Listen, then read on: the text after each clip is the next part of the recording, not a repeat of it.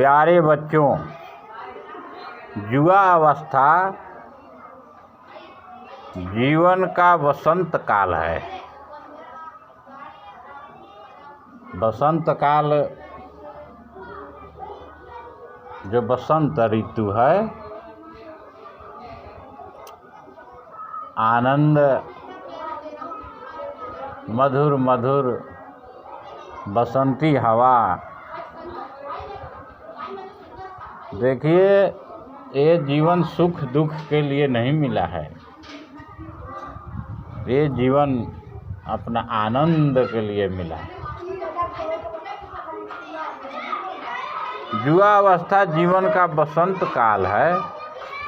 ऊर्जा, शक्ति, उत्साह और प्रसंग से भरपूर जीवन बचपन और वृद्धावस्था की संधि वाला। इस आयु में यदि सच्चा मार्गदर्शन मिल जाए तो जीवन के उपवन में अनेकानेक उपलब्धियों के पुष्प खिल जाते हैं।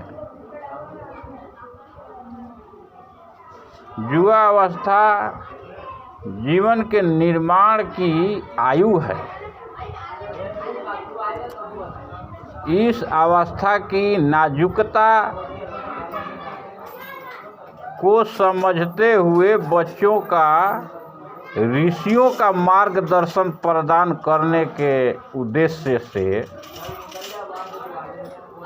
सद्गुण बढ़ाएं और शिष्टाचार अपनाएं।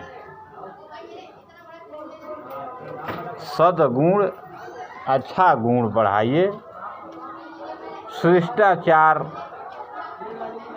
अपनाएं, निर्मल भाव, सहज भाव। मनुष्य के पास सबसे बड़ी पूंजी सद्गुण की है। जिसके पास जितने सद्गुण है वह उतना ही बड़ा अमीर है। सद्गुण आपकी अमीरता की पहचान है। धन के बदले बाजार में हर चीज़ खरीदी जा सकती है। इसी प्रकार सद्गुणों की पूंजी से किसी भी दिशा में अभीष्ट प्रगति की जा सकती है। जिसके भीतर सद्गुणों की पूंजी भरी पड़ी है, आत्मबल और आत्मविश्वास उसे दैवी सहायता की तरह सदा प्रगति का मार्ग दिखाते हैं। अपने मधुर स्वभाव के कारण वह जहाँ भी जाता है वहीं अपना स्थान बना लेता है। वह जहाँ भी जाता है अपना स्थान बना लेता है। अपनी विशेषताओं से वह सभी को प्रभावित करता है और सभी की सहानुभूति पाता है।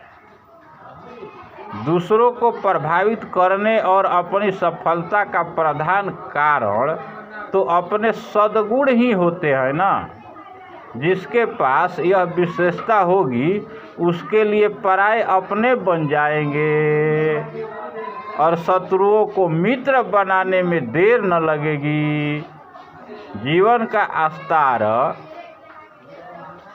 जीवन का एक आधार, एक स्तंभ है सद्गुण। पुण्य कर्म, अच्छे कर्म, स्वभाव को श्रेष्ठ बना लेना, अपनी आदतों को श्रेष्ठ सजनों की तरह ढाल देना वस्तुतः ऐसी बड़ी सफलता है जिसकी तुलना किसी भी अन्य सांसारिक लाभ से नहीं की जा सकती। सद्गुणों के विकास का उचित मार्ग यह है कि उन्हीं के संबंध में विशेष रूप से विचार किया करे।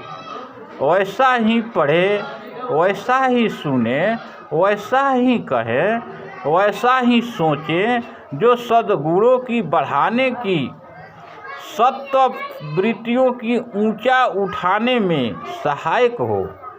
सद्गुणों को अपनाने में अपने उत्थान और आनंद का मार्ग कितना प्रशस्त हो सकता है, इसका चिंतन और मनन करना चाहिए ना। करना चाहिए कि नहीं करना चाहिए? समझ में आ रही है बात? तो अपने अंदर सद्गुणों के जितने बीजांकुर दिखाई पड़े, जो अच्छाई और सत्य वृत्तियाँ दिखाई पड़े, उन्हें खोजते रहना चाहिए। जो मिले उन पर प्रसन्न होना चाहिए और उन्हें सींचने बढ़ाने में लग जाना चाहिए। घास पात के बीच यदि कोई अच्छा पेड़ पौधा उगा होता है तो उसे देखकर चतुर किसान प्रसन्न होता है और उसकी सुरक्षा तथा अभिवृद्धि की व्यवस्था जुटाता है, ताकि उस छोटे पौधे के विशाल वृक्ष बन जाने से उपलब्ध होने वाला लाभों से वह लाभान्वित हो सके। देखिए, मैं अपने जीवन की कुछ ऐसी बातें बता रहा हूँ। मैं भी एक किसान परिवार से आता हूँ,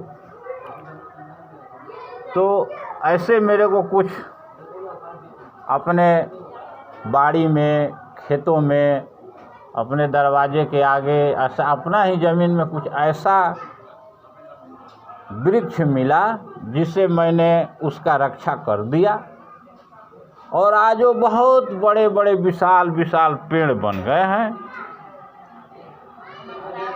जो जिसे तो प्रत्यक्ष मैं देख रहा हूँ। तो इस तरह से देखभाल की जाती रहे तो वह जरूर बढ़ेगा और एक दिन पुष्प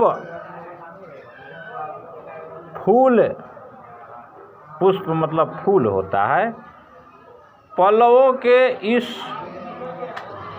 भरा होकर चित्त में आनंद उत्पन्न करेगा। हम सज्जन बनेंगे,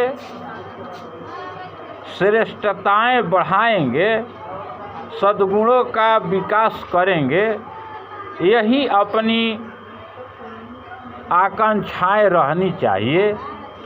सद्गुण यदि थोड़ी मात्रा में भी अपने अंदर मौजूद है तो भविष्य में उनका विकास होने पर अपना भाग्य और भविष्य बहुत ही उज्जवल होने का कोशिश सहज ही की जा सकती है। माना कि आज अपने अंदर सद्गुण कम है, छोटे हैं, दुर्बल है, पर वहीं क्या कम है कि वे मौजूद है। हाँ जी, बोलिए। वो रख दीजिए, उसको ऐसा नहीं छुआ जाता है, अशुद्ध हो जाएगा। नहा धोआ के छू सकते हैं, रुद्राक्ष का माला है। हाँ, तो ठीक है।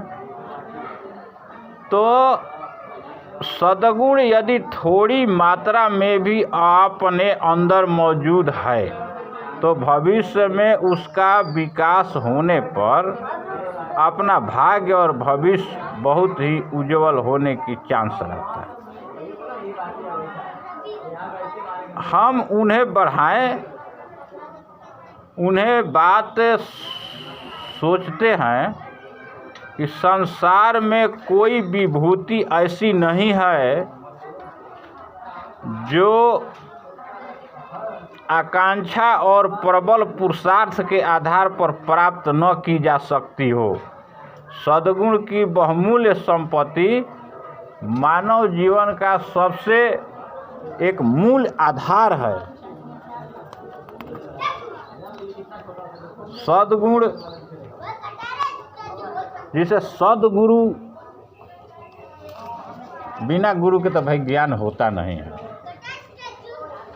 तो सद्गुरुओं की बात जो होती है वो प्रभु की वाणी होती है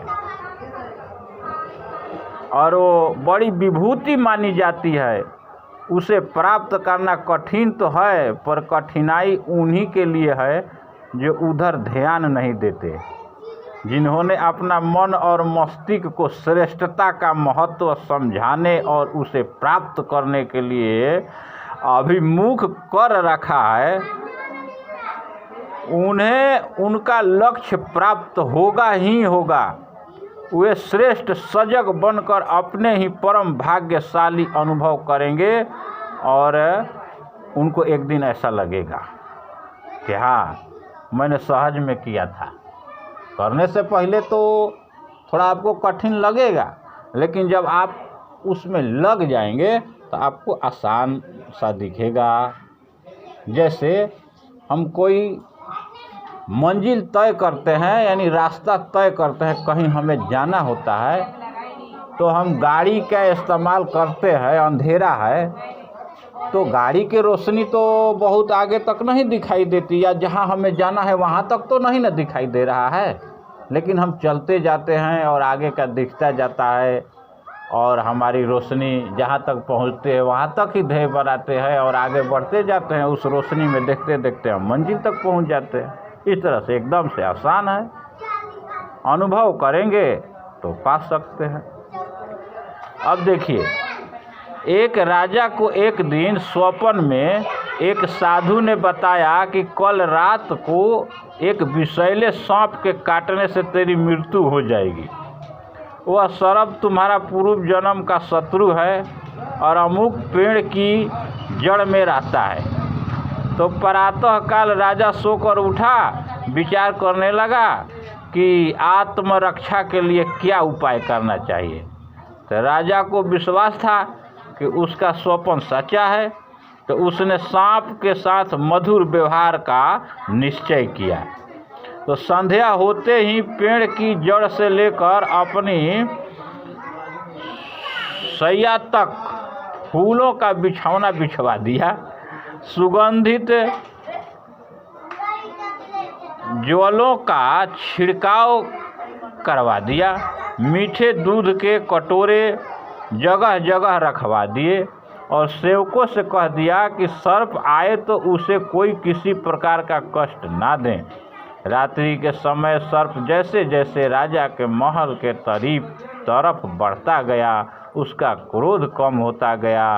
अंत में जब राजा के पास पहुंचा तो उसके सद्व्यवहार से प्रसन्न होकर मित्रता के उपहार स्वरूप अपनी बहुमूल्य मणि देकर वापस चला गया।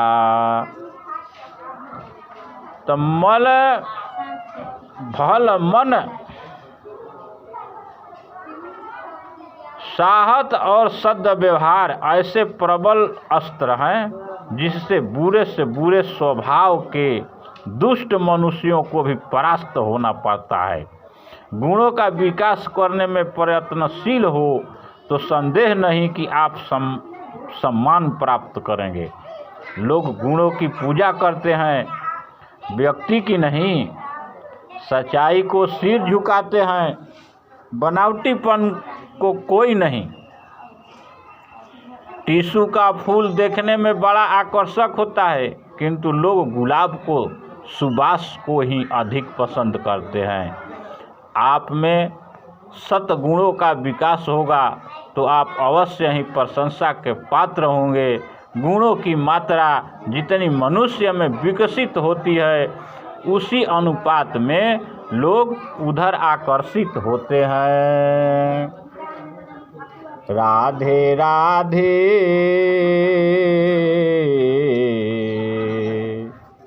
राधा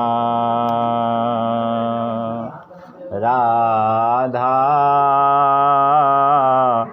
राधा। जीवन सदा और विचार ऊंचा रखिए। सादगी सभ्यता का चिन्ह है।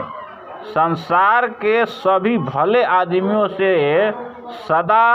सदा जीवन उच्च विचार की नीति को अपनाया है।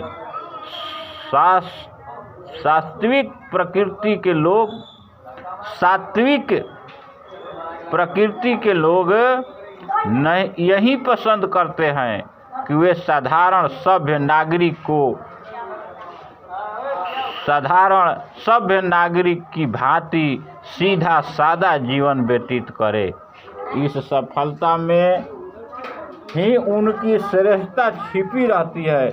जानने वाले जानते हैं कि श्रेष्ठ व्यक्ति अपनी श्रेष्ठता का परिचय दिखावटी आचार व्यवहार से नहीं वरन सादगों से ही देते हैं।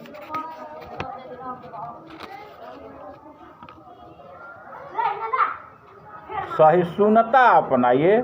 संसार में अनेक प्रकार के मनुष्य होते हैं और उनमें सबके स्वभाव, रुचि, प्रकृति आदि अलग अलग हैं। कई व्यक्तियों के गुण धर्म एक दूसरे के विरोधी भी होते हैं। फलतः वे बहुधा टकरा जाते हैं और कष्ट भोगने पड़ते हैं। इस स्थिति को टालने का एकमात्र उपाय है सहिष्णुता। हम सहनशील बने, बर्दाश्त करें, भोजपुरी में होला हो जे जतने सही उतने लही कहल बा। तो प्रतिकूलताएं एवं मनुष्य की प्रतिकूल भावनाओं को शांतिपूर्वक सहन करने की आदत डालें, तभी हम संसार में सुखपूर्वक जीवन निर्वाह कर सकते हैं। अब मर्यादाओं का पालन करें। धर्म कर्तव्यों की मर्यादा को तोड़ने वाले उच्छृंखला श्रृंखला कुमारगामी मनुष्य को गतिविधियों को रोकने के लिए, उन्हें दंड देने के लिए समाज और शासन की ओर से जो प्रतिरोधात्मक व्यवस्था हुई है उससे सर्वथा बचे रहना संभव नहीं। धूर्तता के बल पर आज कितने ही अपराधी प्रवृत्ति के लोग सामाजिक भत्सना से और कानूनी दंड से बच निकलने में सफल होते रहते हैं, पर यही चाल सदा सफल होती रहेगी ऐसी बात नहीं है। और सत्य का आवरण अंततः फटता ही है और अनीति अपनाने वाले के सामने पीछे उनकी निंदा होती है और जनमानस में जो व्याप्त घृणा का सूक्ष्म